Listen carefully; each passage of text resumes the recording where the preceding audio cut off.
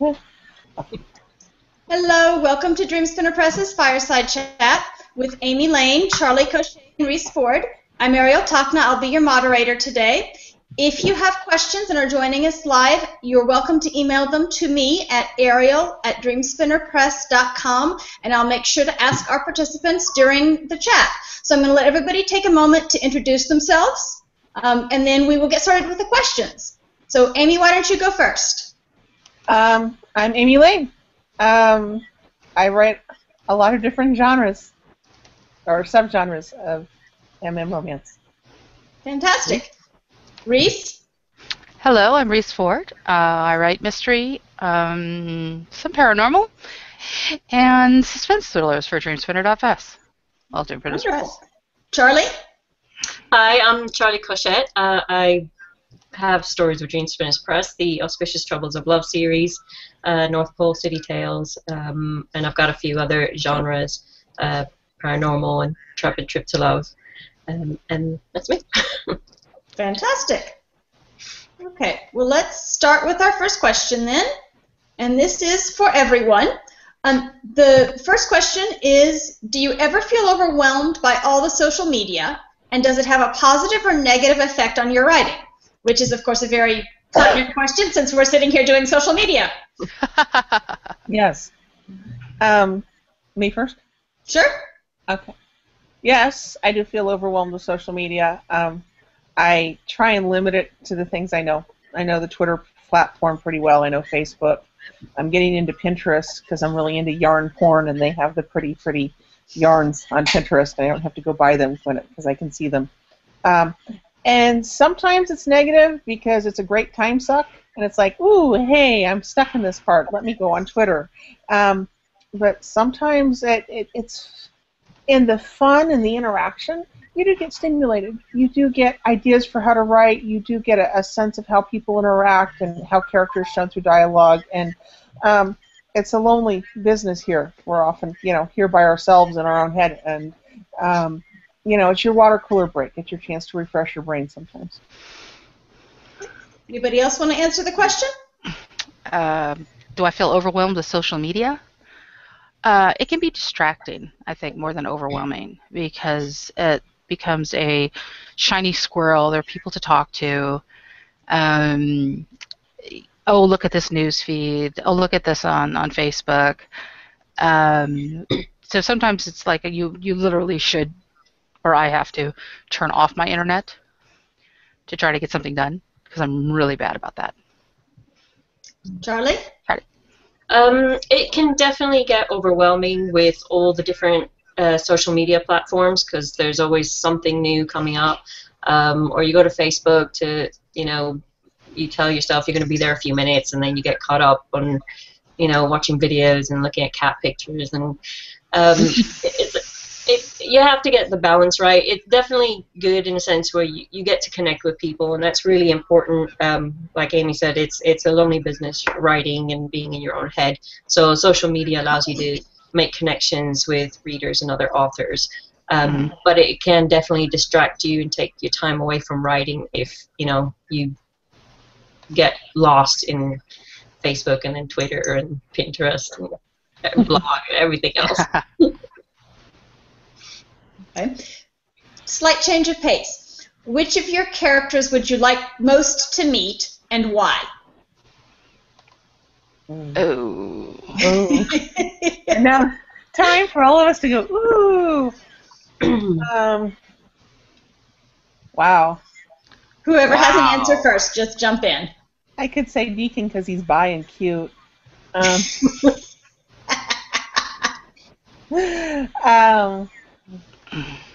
Dorian, because he's Batman. I like Batman. I've always wanted to meet Batman.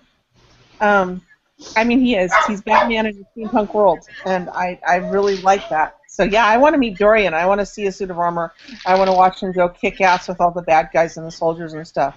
So that's my answer. Dorian, because he's Batman. Fantastic. Who else? I'll go. Okay, yeah, I would probably want to meet Chance from my Auspicious Troubles of Chance series. One, because it's a 1930s time period, which would just be awesome to kind of see. But also because he's kind of insane, so it would definitely not be boring. There is probably a high likelihood of getting shot, but it's a chance I'd probably be willing to take. I think it would definitely be fun. Oh, good grief. Damn it.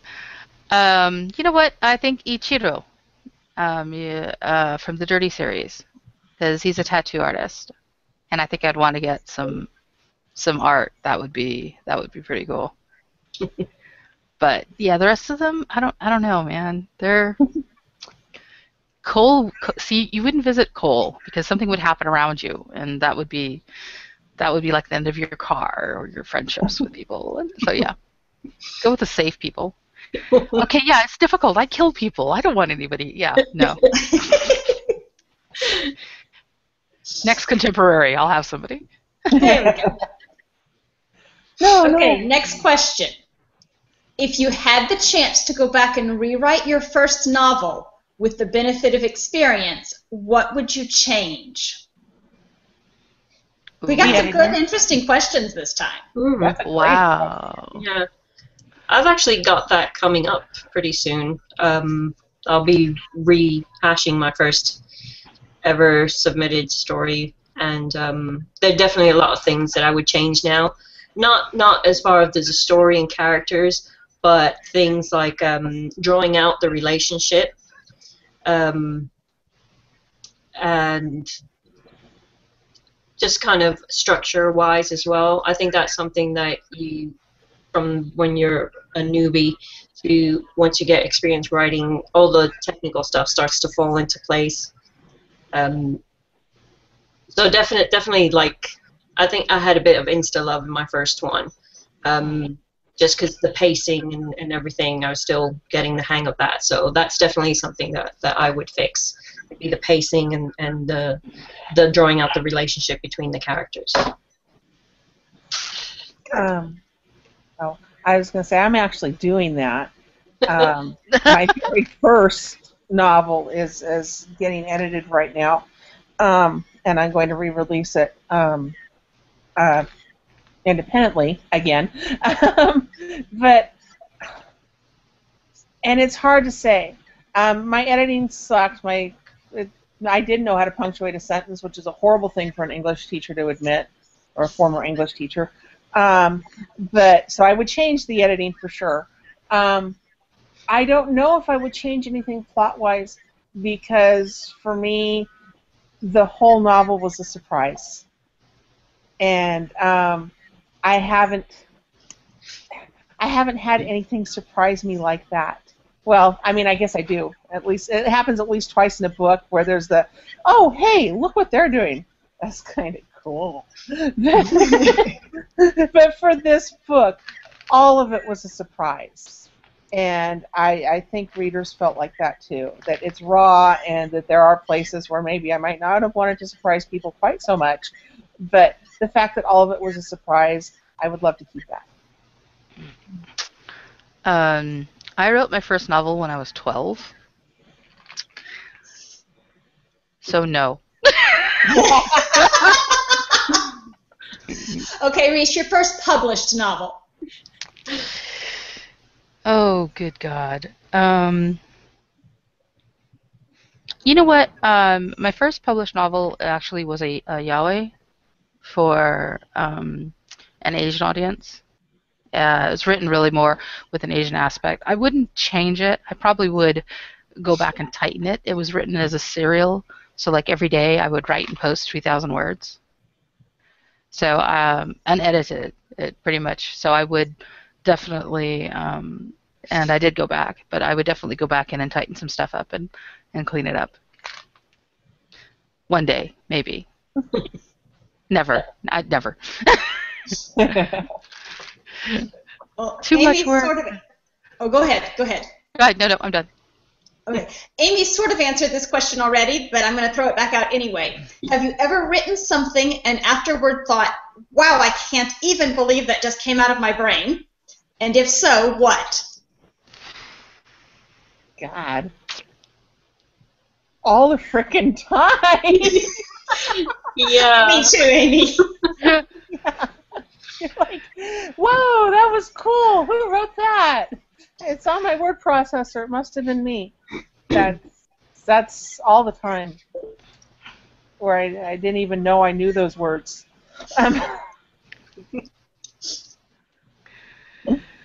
Oh, good grief. I've written things that I've read afterwards and said, oh, that probably goes a little bit too far for people's ick factor.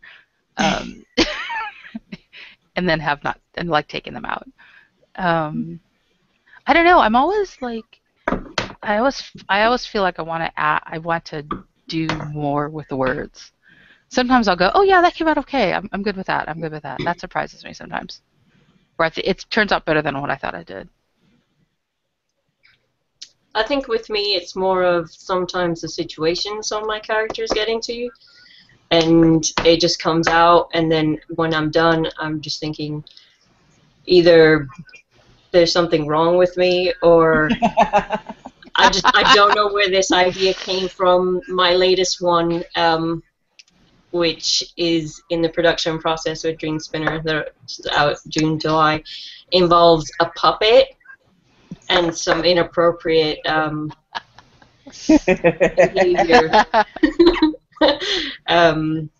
Yeah, so I don't know if you can see there, but yeah, so that editor should find it interesting. I don't feel so bad about not doing something then.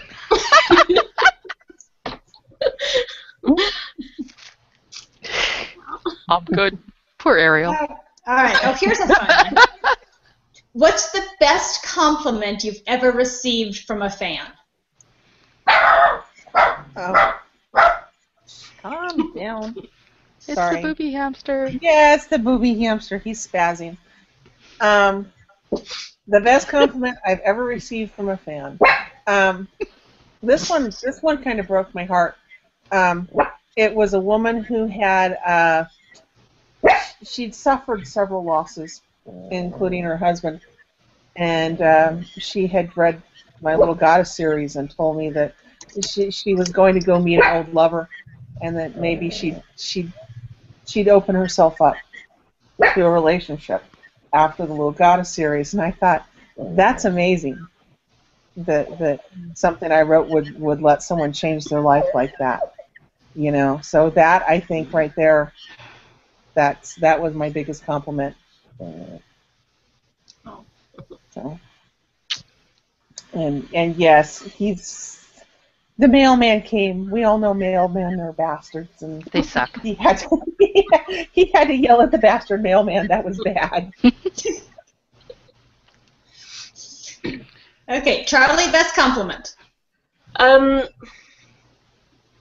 It's hard to choose. I'm still a relatively new author, so just getting any fan mail from fans is just still amazing to me.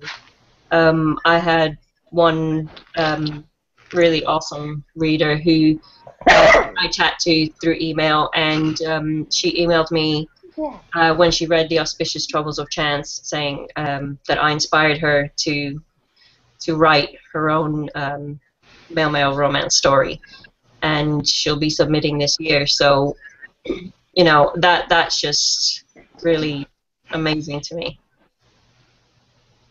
Rhys? Oof. There's so many. I guess it's because whenever somebody takes the time to write a note and send it to you, that's sort of like, that's always a special thing. It's always like they're breaking off a piece of, of chocolate or a star or cotton candy and sending it to you through email or through a letter or even in chat. So I think a lot of times just getting those little, oh, you know what? I really enjoyed it. I stayed up all night. Oh my God, how could you leave me there? Those are so frickin' important. Oh my God, I can't believe you, ... To know that for a few hours you were able to take somebody and give them someplace else to be, and maybe some people to root for, or even some people to hate, because villains you should hate. I think every time somebody does that, somebody reaches out that way. It's always that extra. It's always that extra dollop of whipped cream on your day. So I'd pretty much say anytime anyone's ever dropped me an email, that's from everything from, oh my God, you made me feel better, I had a really shitty day, to thank you for keeping me company on a really shitty night when I was feeling really down about myself. I think those are probably the best things that we've ever gotten. Absolutely. Rhys wins the answer. Yes, I have them on cards. Like cards. We should have a game, Cards Against Authors. Okay, this one is from Faye on the blog. She wants to know if there's another author you would like to collaborate with, and if so, who? Ooh. Mary and I dream of doing a collaboration someday. And we would love, Mary Comes and I would love to do a collaboration someday. I would love to collaborate with her. I think, however, I think it's like our mutual fear. You know, Chip and Dale? After you. No, after you. No. You're much more better at going. And I think we would have to get over the after you. It would be like a perpetual motion machine. It would be. So, but I really do dream of doing a collaboration with Mary Comes. Oh, good God. Do you have one, Charlie? I haven't got anyone. A bus, I throw it at you. Either of you. I mean, there's so many like amazing authors that I chat to and whose own books I fangirl over, that, you know, to get to collaborate with any one of them would be awesome. You know, I think there's quite a few out there who we have similar kind of styles, right? You know, similar, you know, the comedy, romance, and kind of thing. So who knows? I'm doing a co-write. This will actually be my first co-write with Poppy Dennison, called Creature Feature 2, which will be out Halloween of this year. And if she survives the experience with writing with me, then we can talk about whether or not somebody else wants to suffer through that horrific experience. There are so many people I would just, maybe not even just, I just would like to stalk and eat their brains, because they're just authors out there. I can't. Yeah, there's just this laundry list of there's a buffet of authors that you just sit there and go, God, I just want to write like you. I want to write with you. Can I move into your brain? I don't know. I'd write with you, but I think people would be like, oh no, who are they killing next? I didn't kill the horse. Freaking horse, man. Never kill the horse. Never. You're never going to live that down, Amy. You know that, don't you? I know. The Do damn not kill horse. the dog. Do not kill the horse. I killed the cat. I did. And yet, how is that a point in your favor? It's not. And then I killed the horse. I know. I suck. Yeah. I killed Mikhail's mother. I'm bad. Oh, I kill parents all the time. Yeah. Yeah. Disney ain't got nothing on me. Yeah. That time is over. Kill the parents. Yeah. Bammy's mother looks at me and goes, "Shit, woman." Yeah. Okay, so tell us what you're working on now. Drug addicted rock stars. Truthfully, I'm working on, because I've had a bunch of really light things come out, and then I've got the sequel to the knitting series, which is going to be Aiden and Jeremy's going to be getting better after getting beaten to death, because I am a bad person. And right now, I have this. It's huge. It's 110,000 words, and it's probably going to be 180 before I'm done. And it's called Beneath the Stain. and it features Mackie James Saunders, who has his first name is McKay, really, and him and his brothers all have their first names are the last names of their dads because mom just was not good at keeping a guy around. They grew up in a 2-room apartment in a crap-all place in California, and all they had was their music. And when Mackie hit stardom, it ran him over with a truck. And it's bad. His spiral and his descent into madness and crawling back up is just hard work. I mean, from an angst horror standpoint, it's like, woo, bring it on, send me the lube. But it's hard to write.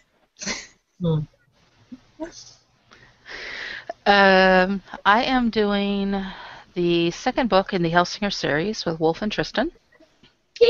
Yay! And that one's called Duck, Duck, Ghost. And oh, your titles are so good! After that will be the Creature feature, which we won't talk about just yet. And following that will be Bobby and Ichi's story, Down a Journey. Good. Charlie? Right now I'm working on a series called The Thirds, which has taken over my entire life this year. The first book is already contracted with Dreamspinner, and there's 3 more. I just handed in the second book, and there's another 2 that I'm working on, and it's a kind of alternate history with shifters, but it's kind of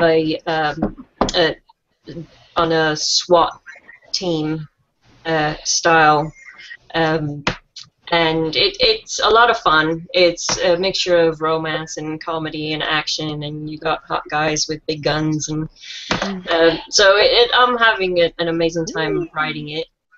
So the first one is called Hot Guys, Guns! Woo! Big hot guys with big guns. So yeah, that's what I'm working on at the moment. Good. Okay, one last question, and then I think it'll be just about time for us to wrap up. You've entered a contest and are asked to write a novel in a subgenre in which you've never written before because you've always been a little too intimidated to try.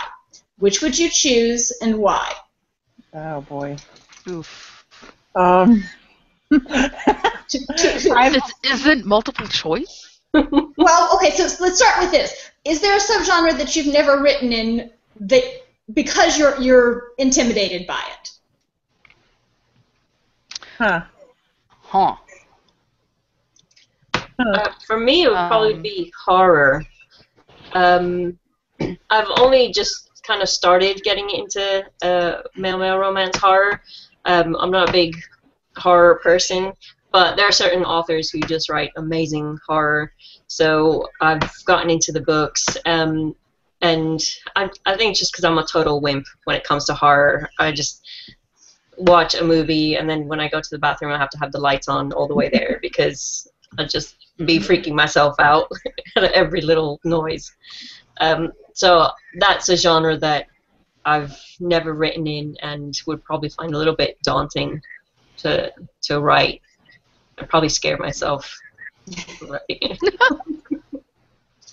I'll go with BDSM.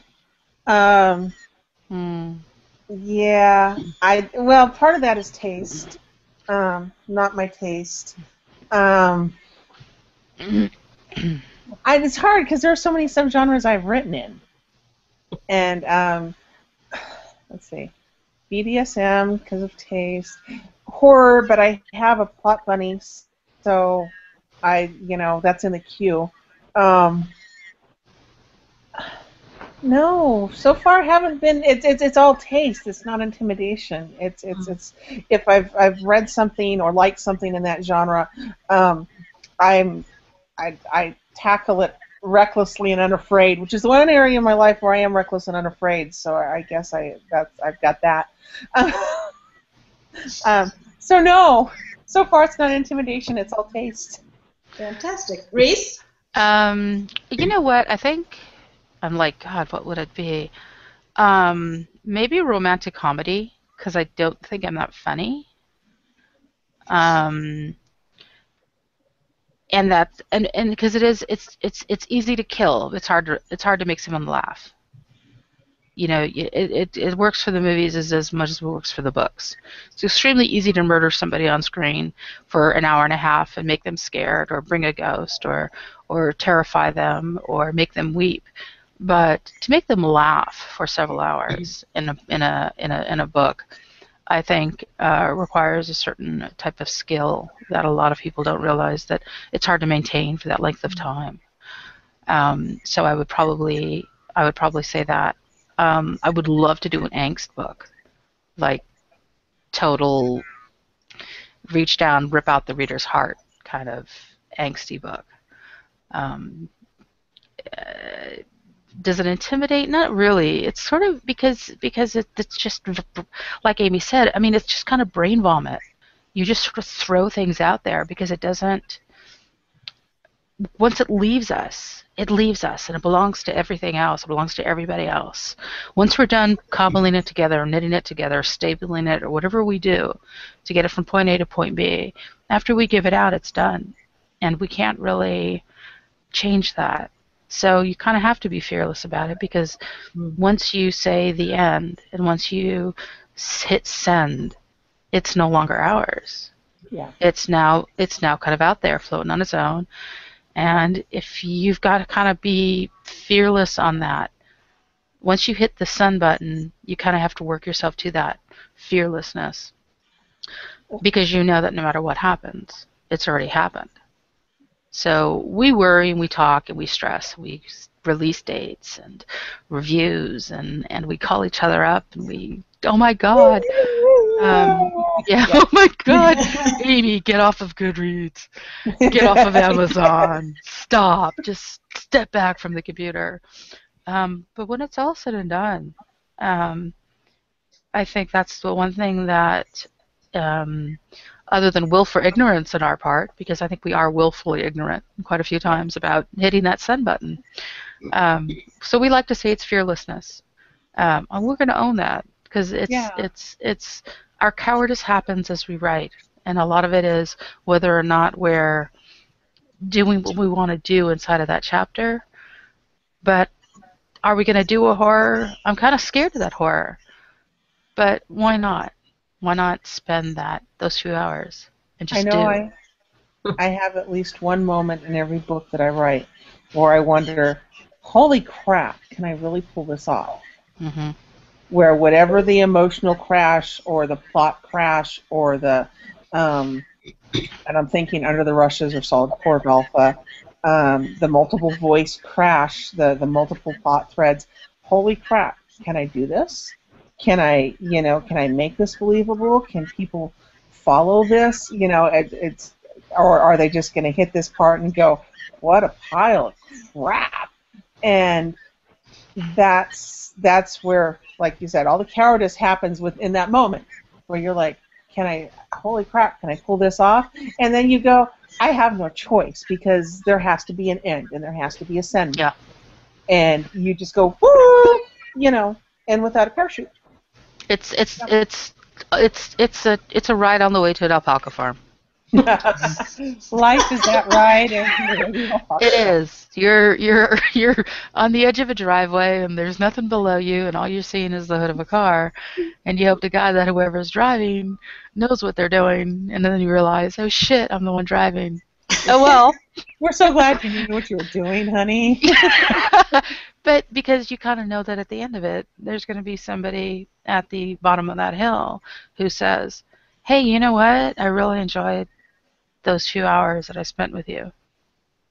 So I think, and regardless if is sometimes you're going to get scathing reviews, and people are going to build petards to hoist you on.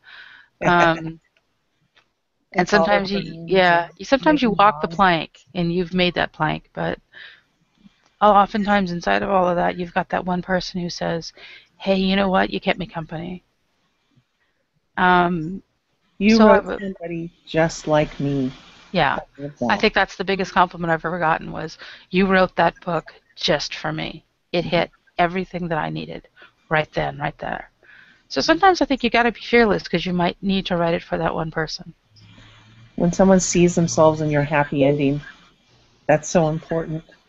That is so important that they see themselves in the happy ending that you pulled this and pulled that and, hammer glue and thrust it all together, and someone goes, oh my God, I know that house, I live there, and you're like, yay. All right, we are just about out of time, so let me have everybody tell us what it is that you have out most recently so that we can all go find it. Shiny, shiny, shiny, shiny! That is not a Firefly reference. That is your No, and it's not a Firefly reference. It's... You can't take the Amy from me. Yes, that was a Zoom boy. That was the Zoom boy. Did y'all see that he had the fly swatter as he ran in?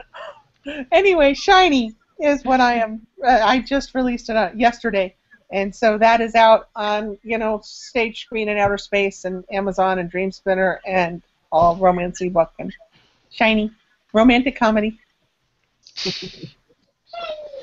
Shiny. Charlie, what do you have out? My last release was The Heart of Frost, which is part of the North Pole City Tales, and it has to do with elves falling in love, and it was a lot of fun to do. And my next one is due out June or July. Should have a release date soon for that. Good. Rhys? Hey. Actually, what I'm ramping up for is the 4th book in the Dirty series, Dirty Deeds, and that will be out at late March, and that is the 1st book in the 2nd part of the trilogy for the Dirty series. So that's going to be a lot of fun. Yes. Ooh, yes. Fantastic. Well, thank you all for being with us. Thank you to all of our gamers who are here. Thank you. Rhys, yes? Clockwork Tangerine, honey. It came out 2 days ago. That's right. See, that's the past for me. Yeah, I know. Yes, but it's what people can find of yours now. I know. See, that ship has sailed 6 months ago. I hit the send button. It's gone. Oh my God, I forgot. We live in the future. Apparently so. We do. I totally do. I have an STA. Rhys has a steampunk called Clockwork Tangerine. I do have a steampunk called Clockwork Tangerine. It is a novella. It's written in an alternative San Francisco where the British Empire never fell. America never became America. And it is about an aristocrat who basically comes across a man who he's very attracted to being beaten. He rescues that man, and he finds out that that is the man whose one of the mechanical devices had killed his own father, had killed the Viscount's father. So that's kind of the premise. Awesome. With a lot of grit and fog and chip and Cheerios. Sounds wonderful. Well, thank you all for joining us. Thank you to our viewers as well. If you didn't see us live, you can find us on dreamspinnerpress.com. Thank you very much, and goodbye. Thank you.